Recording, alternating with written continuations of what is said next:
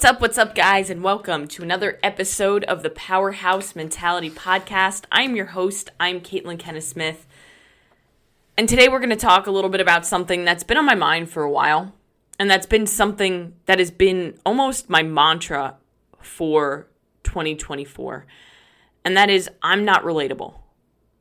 Now, this goes way back. And I'm sure a lot of you, can probably relate to this story in some sense. Because I feel like in today's society, so many of us feel a pressure to fit in. We feel a pressure to be anybody but ourselves in order to get other people's approval, in order to not be an outsider, in order to not be judged, in order to not feel uncomfortable with who we are.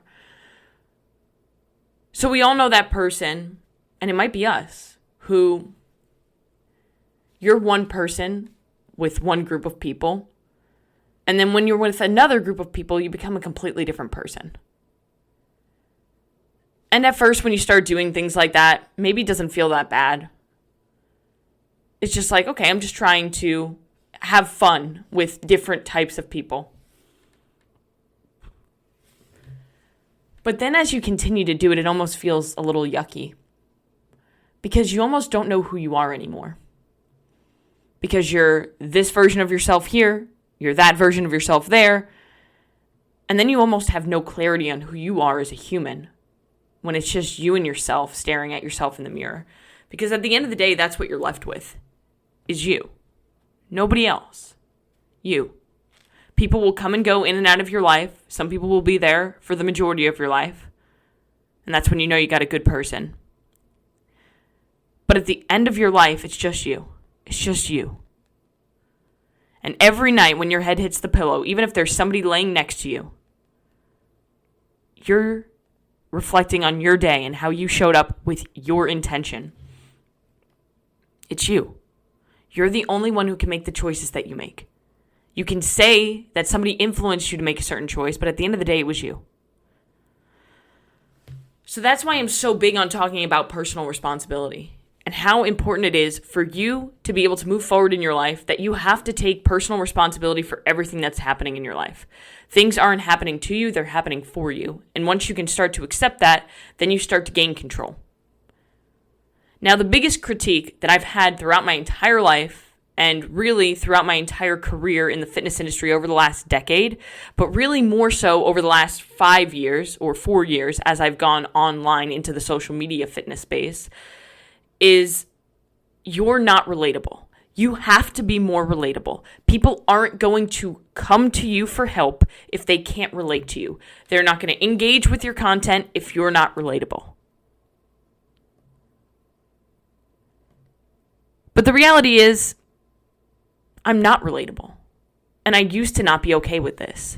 But again, in this year, 2024, I started to make a shift in the direction of I don't give a shit what anybody thinks of me or my drive. Because, yeah, I'm a little intense. Yeah, I'm disciplined. I'm focused on my fucking goals. And I'm not going to let anybody get in the way of my goals. I'm going to sacrifice whatever I need to sacrifice in order to make the things that I want in my life happen. And create the most beautiful life for myself and my husband and my family. And if you can't relate to that, well then, I'm so fucking sorry. But I wasn't always like this. I was always kind of focused. I was always a little intense.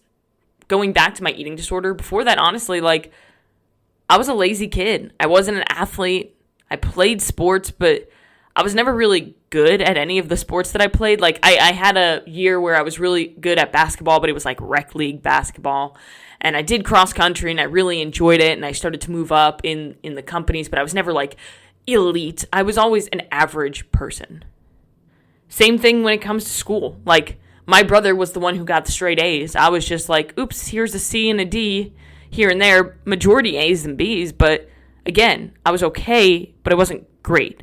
In fact, I almost didn't graduate from college because my senior year of college was when my eating disorder was its worst. And I look back on that year and I don't think my high level skills at school got me through that year.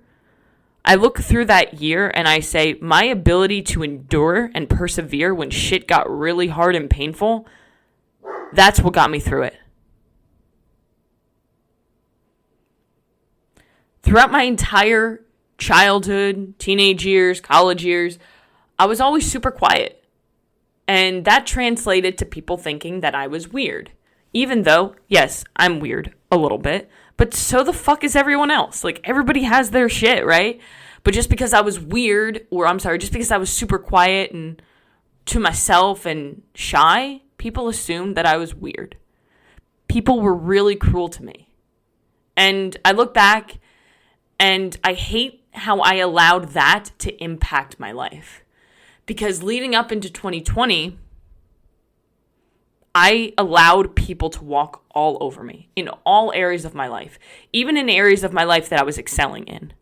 So, for example, when I moved from New York to North Carolina, and I went from being a personal trainer at Crunch in New York, where I was for 3 years and loved every fucking minute of it and all the people that I got to work with and all the people that I got to help. When I went to North Carolina and I took a job at Fitness Connection to be an assistant fitness manager, I got really serious about my career. For the first time, I got really fucking serious about my career. It wasn't just something that I was doing.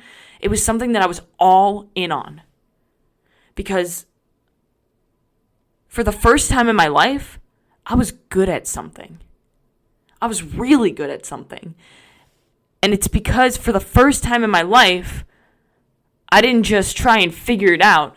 I fucking did work to get better. I remember, I worked at Fitness Connection Monday, Tuesday, Wednesday, Friday, Saturday. And on Thursdays and Sundays, I went to the coffee shop that was near our house, near our apartment.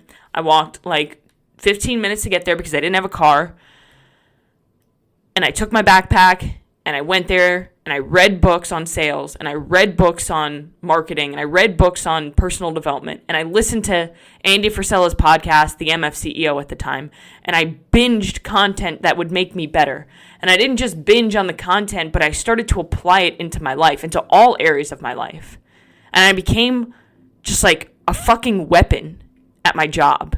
And I fucking loved it. Because I loved how good I felt when I put the work into something. I actually started to see a result and I started to get better at it. And that's where my mindset started to shift, where I realized that you're not born to be great, or greatness doesn't just happen casually. It's not like, oh, that person's lucky, they got lucky. No, they put in the work relentlessly to get better and better, one small percentage at a time. And then when you put in the work, you're presented with opportunities that those who don't put in the work don't get.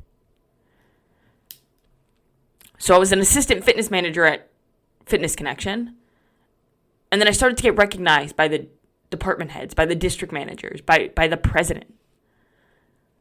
And they were like, you know what, you can move into management. So I became a sales manager, and then I became a general manager. And it didn't happen easily. It was literally something that I committed my entire life to. As a sales manager, I was working 70 plus hours a week. I basically lived at the gym.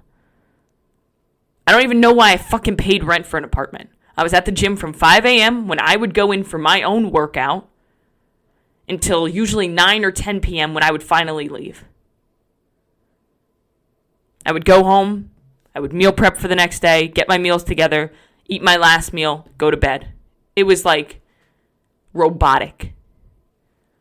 And it got to the point where when I was finally given the general manager's position that I was trying so hard to get, working that schedule as a sales manager, the schedule didn't change when I became a general manager. I just got half days on Saturday and I got Sunday off. But I wasn't ever off because my phone would be blowing up from the gym. And when I got that position as a general manager, I realized, well, shit, this isn't what I thought it would be. This isn't what I truly want. This isn't going to make me happy. And I think so many people almost live in a facade where they think, well, once I get the money, once I get the dream body, once I get healthier, once I get the significant other, that's when I'll be happy. That's when I'll be happy.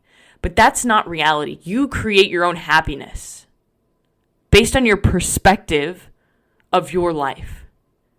And one thing is not going to create happiness. You have to create it.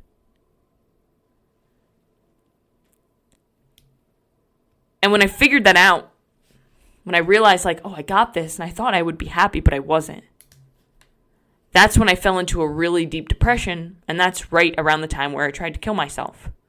Then a month after that, I was furloughed from the job that I gave everything to because of COVID, right?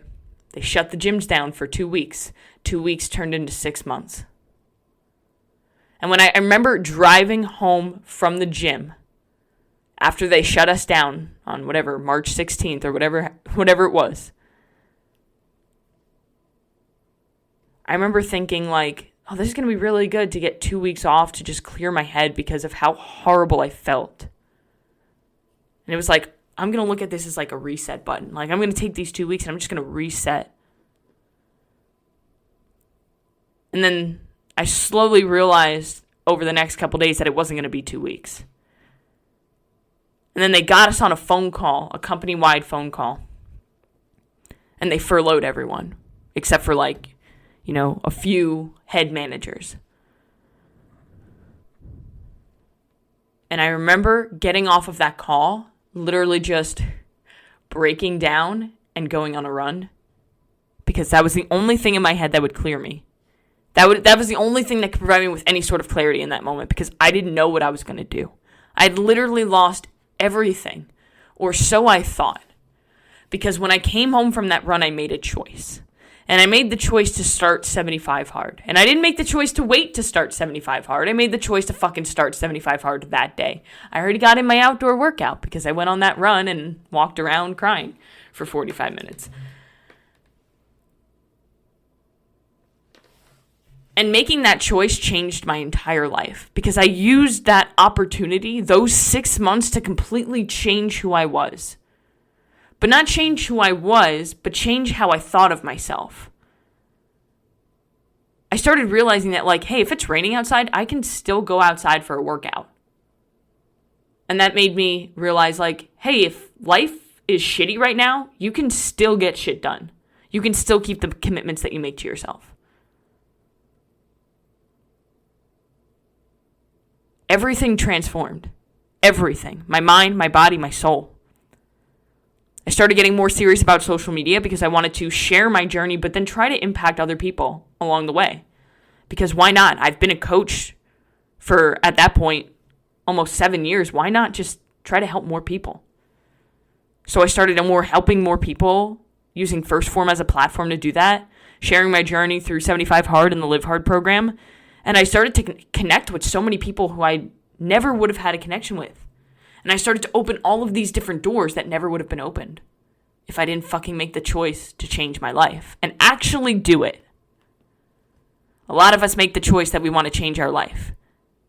But setting the standard is a thought or a wish, but holding the standard is an action. And most people out there, they set the standard, but they never fucking hold the standard.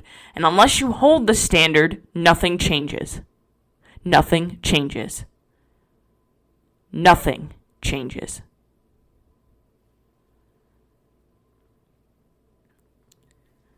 And as I was starting to try to build my social media to, be a coach, I had a lot of people in my ear telling me that, like, hey, you need to be more relatable. Like, people don't resonate with this, intense discipline. They don't resonate with that. You have to be relatable. You have to, find a hobby. What do you do outside of fitness? I fucking work. What do you do outside of work? I fucking do fitness. Okay? I'm not relatable. I got on a call with somebody who I was working with at the time. This is in probably 2022, 23, 22. And that person straight up told me two things that I will never forget. One, Caitlin, nobody gives a shit about you talking about discipline and telling them about their mindset. Nobody gives a shit about that. You have to be more relatable. You have to post more content that's funny. Post videos of you doing stupid shit. Post videos of you doing TikTok dances, because that'll get more views and that'll bring more people to you. That'll get more leads.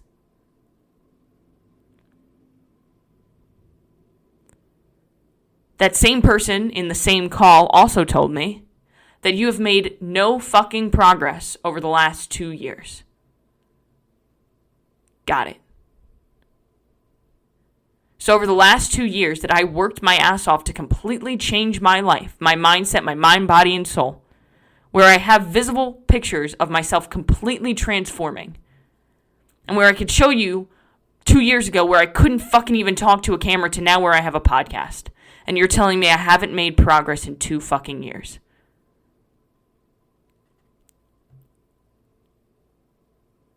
People are going to try to drag you down to their level when they see you doing something great. But at the time, I didn't realize that. At the time, I just felt hit. And I was like, well, maybe they're right. Maybe I do need to post more funny shit. Maybe I do need to try to be more relatable in order to help more people, to get more people's attention. Maybe I do. And I started thinking about it, and I started, experimenting with it. And I was like, I don't really like this. This isn't who I am. It feels, like I said at the beginning, feels a little yucky. And I'm not that person. I'm not going to conform and do something that isn't me because I have integrity for myself. And there are so many people on social media, this person in particular who said this shit to me, who you meet them in person and you're like, who are you? You're not even who you say you are. And you know what? It is what it is. I'm mad at myself for listening to that person for a brief period of time. So I tried to be relatable. But then I realized that, I don't want to be fucking relatable. Some people are going to be able to relate to me. The people that I want to relate to me are going to relate to me. And you know what? The people who can't relate to me, they can be inspired by me. And I hope that, when they see my content, they're saying, well, shit. She's getting after it. I think I can go for a walk today. I think I can do something uncomfortable today. That thing that I've been telling myself that I really want to do, I want to be able to do that today. I want to start something. That's what I hope that my content does for you guys. It's maybe if you can't relate to me trying to become a high-level athlete, maybe you can relate to something in the sense where hey, I didn't want to work out today, but I did it because I saw Caitlin's story and how she demolished her body and how she didn't want to do it either, but here we are. My goal is to share my journey to going from almost dying of an eating disorder to becoming an elite level athlete in a sport that somebody told me, many people have told me, that I have no business being in because of the limitations that I have. And I don't give a shit. Because even if I don't make it, at least I can look back and say I gave everything I had to that dream. And I didn't leave anything on the table. And going into 2024, I thought I was giving everything. And then I realized you're not. You're holding yourself back in certain areas, and you need to let that shit go. You need to let that past go. You need to let that eating disorder go. Because it's only holding you back from being the person that you want to be. And a lot of you have to do that with the shit that's happened in your past. I've held on to my past for way too long. Way too long, and I'll be the first to admit it. But some of you won't even admit it. Some of you aren't even aware of it. You have all these self-limiting beliefs where you don't think you're enough, or you think that you're a burden, or all this bullshit because of something that somebody did to you in the past. You can't allow that person to destroy your future. It's your life, not that person's. Whatever you've been through, I know it hurts. And while it might not be your fault that it happened, it is your responsibility to heal and move on from it. Because if you never heal and move on from the things that have hurt you in the past, then you'll always remain the same. And you'll always be limited. And you'll always get to the end of your day. And at the end of your life, you'll look back and say, well, shit, I wish I gave more. And that's a shitty feeling. That's a shitty feeling.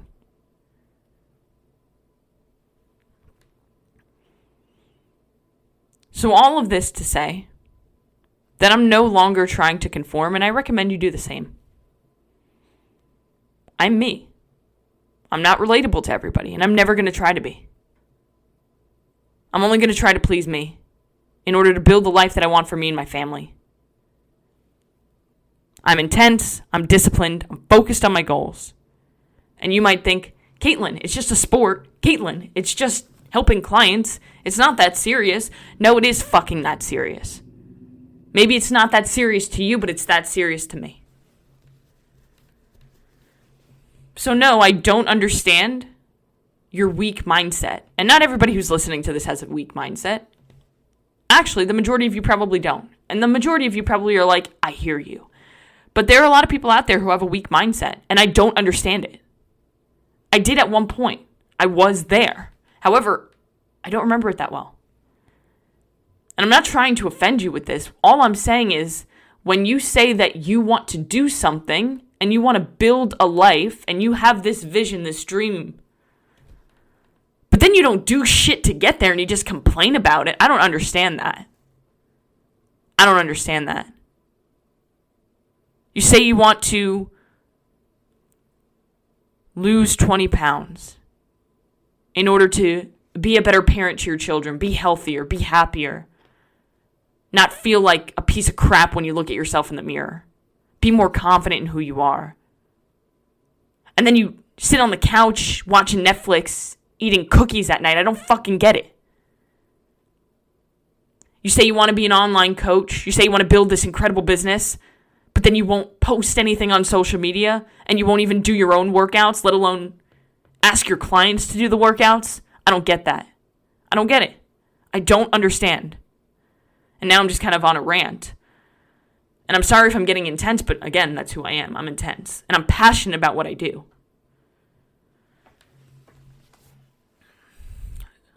So don't allow my passion and my level of intensity to offend you, to offend your insecurities.